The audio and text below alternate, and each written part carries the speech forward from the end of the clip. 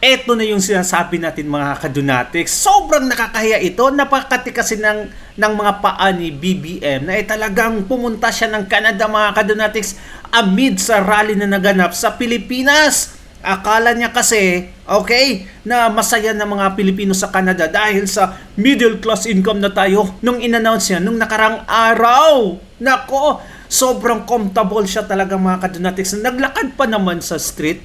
Like, really? Ayun, sinigawan siya. Eto mga kadunatics, panoorin natin. Mabilisan lang. Alright, eto. O, ayan mga kadunatics. Yan.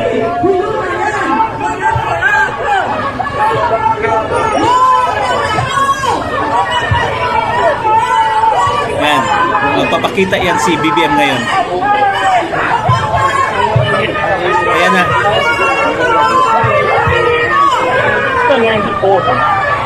Ayun, si BBM. Kita nyo ba? Okay. Ayan!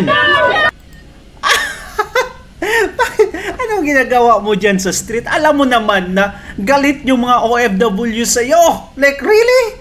Akala mo okay na ang lahat? Ha? Ha? Sure ka? Ayan. Oh. Sobrang...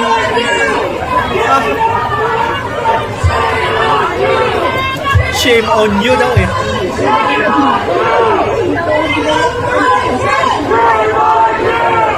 Agoy!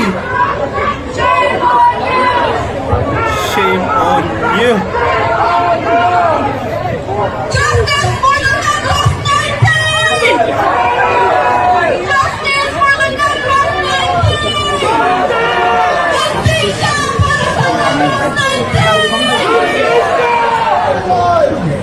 Grabe. Alright mga kadunatics, diba? Ay nako, sobrang nakakababa yan ng dignidad mga kadunatics. Kaya pala, hindi sumama itong si Lisa Marcos sa parada ni BBM. Usually kasi, palagi yan si Lisa Marcos na sa gilid niya lang palagi mga kadunatics. Ayaw niya siguro hindi niya masikmura siguro ang kahihiyan na mangyari mga kadunatics. Ayaw na nga, nangyari na nga ang kinakatakutan ni Lisa Marcos. Ayun!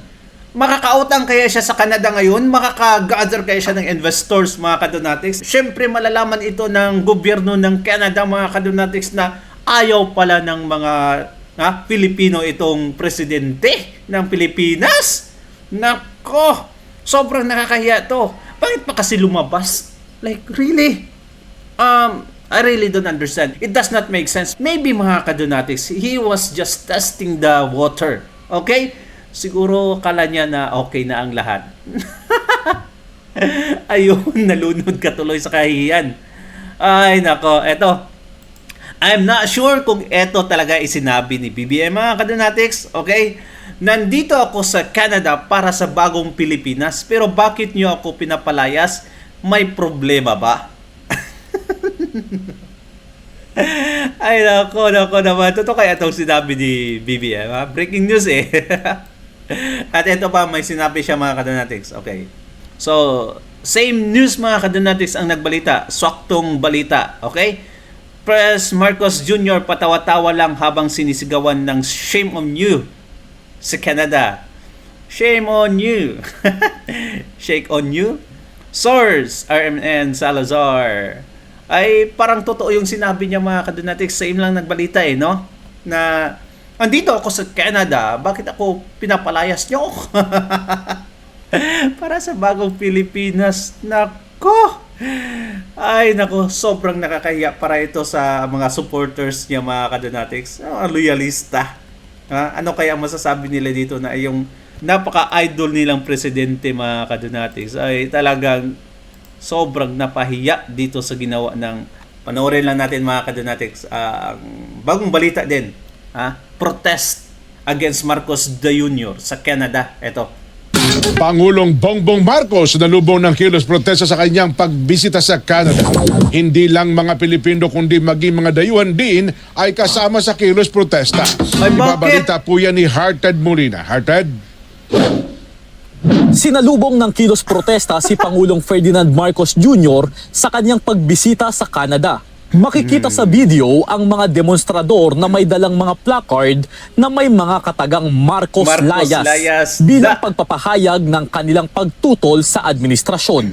Hindi lamang sa Canada nagkaroon ng mga kilos protesta, sa iba't ibang bahagi rin ng Pilipinas, nagsagawa ng mga pagtitipon ang ilang mga grupo na nanawagan laban sa administrasyon. Makikita sa kanilang mga placard ang mga mensaheng Save the Philippines, BBM palayasin at bawiin ang mandato kay BBM. Kapansin-pansin na hindi lamang mga Pilipino ang nakikisa sa protesta sa Canada. Maging ilang dayuhan na nakilahok sa demonstrasyon ay nagbitbit din ng mga placard at nagpahayag ng panawagang paalisin si Pangulong Marcos habang isinasagawa ang kanyang pagbisita sa naturang bansa. Samantala, sa social media, naging kapansin-pansin din ang maraming mga posts na nagpapakita umano ng suporta kay Marcos Jr.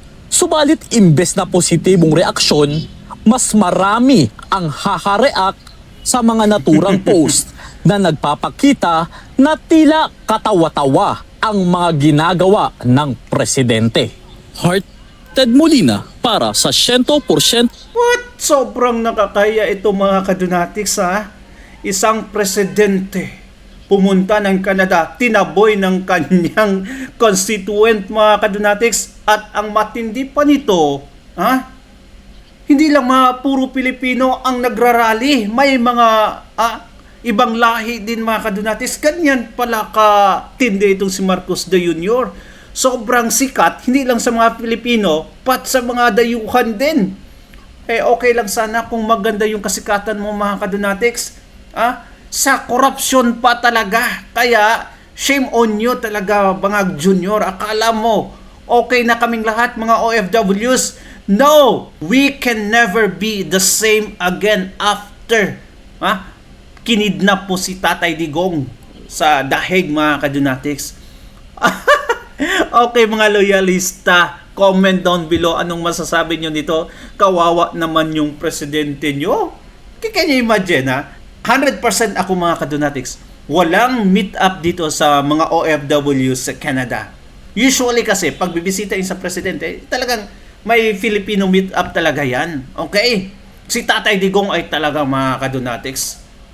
Before siya dinala sa dahig, pumunta siya ng Hong Kong at dinumog siya. Kahit saang bansa, dudumugin si Tatay Digong, pati ng mga banyaga. Eto, dinumog din si BBM. Ang kaibahan lang, shame on you, BBM. Nako. Ano kaya ang mangyayari mga kadunatics? Do you think makipag-meet up itong si BBM sa mga OFWs?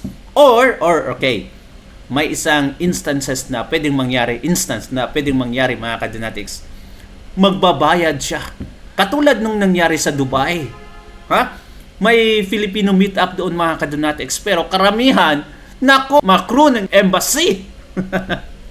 At saan kaya galing yung iba? Binayaran yung ticket mga kadunatics para pumunta lang doon. Baka may mangyari din ganyan para sabihin na okay, welcome na welcome pa rin si BBM sa Canada ng mga OFW. May kapatid ako sa Canada mga kadunatics at during the time na kinidnap ni BBM si Tatay Digong ay talagang mga Canadian, Filipino citizen mga kadunatics. Lumabas talaga sila para yung suportaan si Tatay Digong. Batikusin si Marcos Jr. Pumunta pa talaga siya doon. Nako! Solid kaya yan. Solid yan. Anyway, thank you so much and God bless you mga kadunatics. Ingat kayo palagi. Don't forget to like and subscribe. At sa mga YouTube viewers natin, please visit our Facebook page, Teacher Nebur. Kita-kita tayo doon mga kadunatics. Thank you so much and God bless you once again. Ingat kayo palagi. Bye-bye.